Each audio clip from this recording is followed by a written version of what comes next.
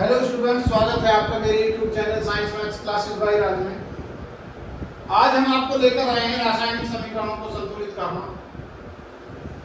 जो पीछे हमने रासायनिक समीकरण के बारे में बताया था, हमने आपको ये समीकरण यहाँ ये अधूरी समीकरण छोड़ दी थी, यहाँ संतुलित कैसे होगी वो हम आज इसमें बताएंगे।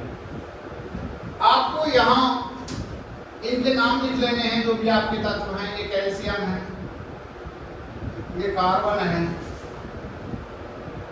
ये ऑक्सीजन है, ये हाइड्रोजन है और ये क्लोरीन है।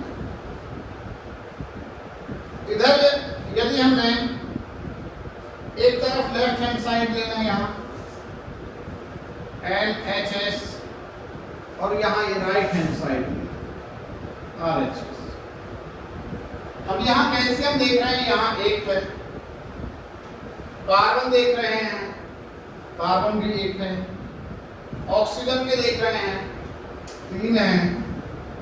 हाइड्रोजन का देख रहे हैं, 1 है।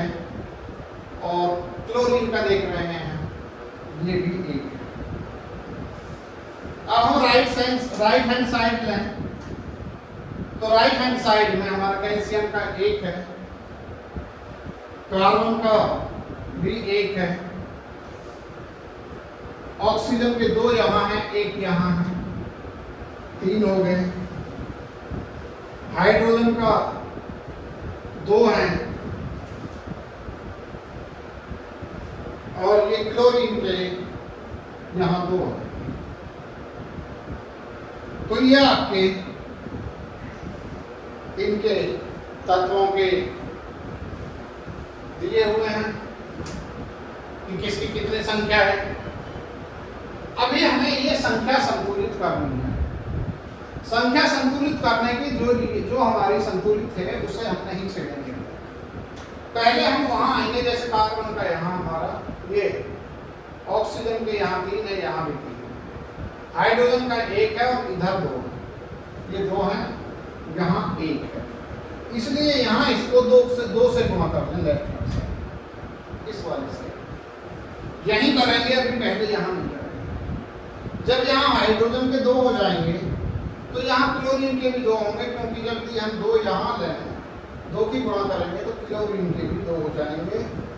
इसलिए यहाँ 2 होने पर राइट हैंड साइड में हम देख रहे हैं कि यहाँ 2, तो यहाँ क्लोरीन में भी हम ये 2 आ गए, क्लोरीन में भी हमारा 2 आ गया, तो क्लोरीन संतुलित हो गया।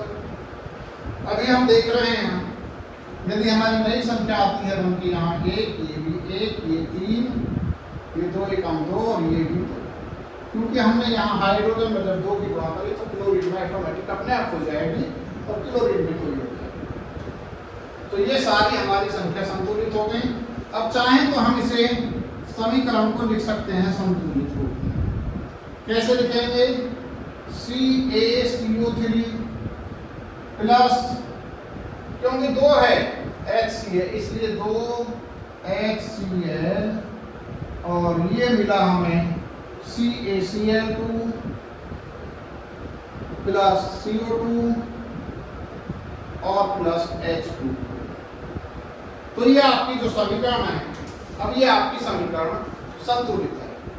तो हम अभी आपको एक उदाहरण और देके बताते हैं, एक और लेते हैं।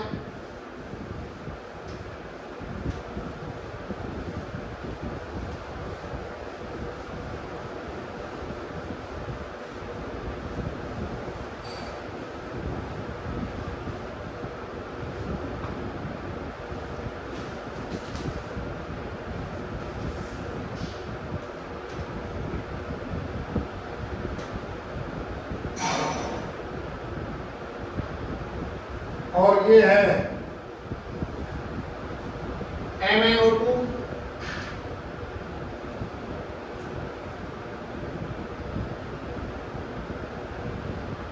HCl और ये बनता है MnCl2 प्लस Cl2 और जल, ये हमारा बन रहा है। तो अभी तरीका वही है, ये Mn है, ये ऑक्सीजन है, ये हाइड्रोजन है और ये क्लोरीन है। वही पहले लेफ्ट हैंड साइड लेंगे और फिर यहां राइट हैंड साइड लेंगे। लेफ्ट हैंड साइड में हम देख रहे हैं Mn का 1 है, ऑक्सीजन के 2 हैं, हाइड्रोजन का 1 है, क्लोरीन का 1 है, ऐसे ही यहां में Mn का 1 है,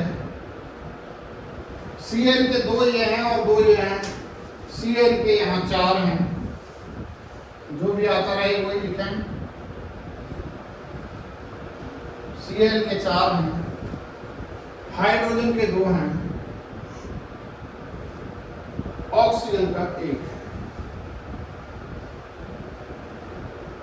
तो आप यहां देख रहे हैं केवल Mn का आपका सही है, बराबर है ना, तो इसके अलावा सारे आपके अलग अलग हैं।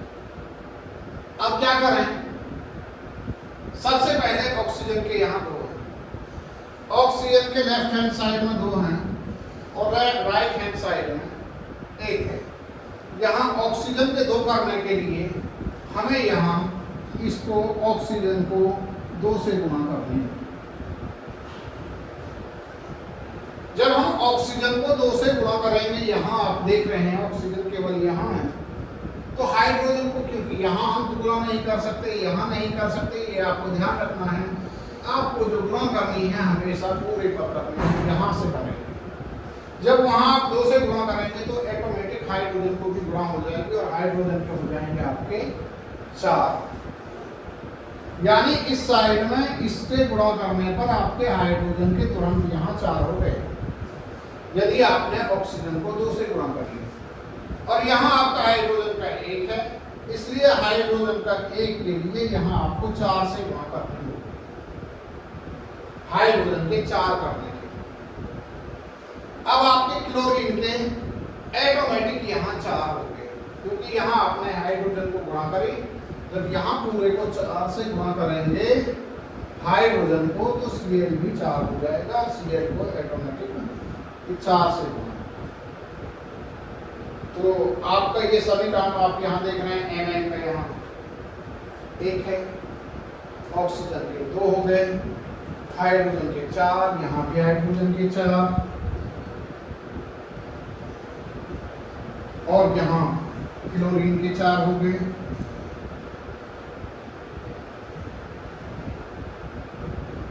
और यहाँ भी क्लोरीन के ये 4। तो इस तरह से हम समीकरण पे लिख देंगे। यह आपका आ गया MnO2, यानी यहाँ आपको किसी से नहीं गुणा करना इस साइड में, प्लस यहाँ आपने गुणा करी हाइड्रोजन को 4 से, यानी 4HCl, Cl हो गया मैंने 4 से। अब आए हम राइट हैंड साइड, यह आ गया आपका MnCl2 और प्लस Cl2 आपके पास पहले से है और प्लस H2O। इसको गुणा करने पर आपको 2 से यहाँ गुणा करनी पड़ेगी। तो ये आपका आगे 2 H से, H को 2 से होगी और इसको भी 2 से। तो ये आपकी समीकरण संतुलित है और इसी के साथ हम आज संतुलित समीकरण हमने आपको बताई है। आप मेरी अगली वीडियो देखने के लिए मेरे चैनल को लाइक करें, सब्सक्राइब करें और देखते रहें। नया सत्र शुरू हो गया है, कल से मैं आपको बताऊंगा कि यह अभिक्रियाएँ कितने प्रकार की होती हैं, कौन कौन सी होती हैं, उनकी समीकरण कैसे होती हैं। थैंक यू, आज के लिए।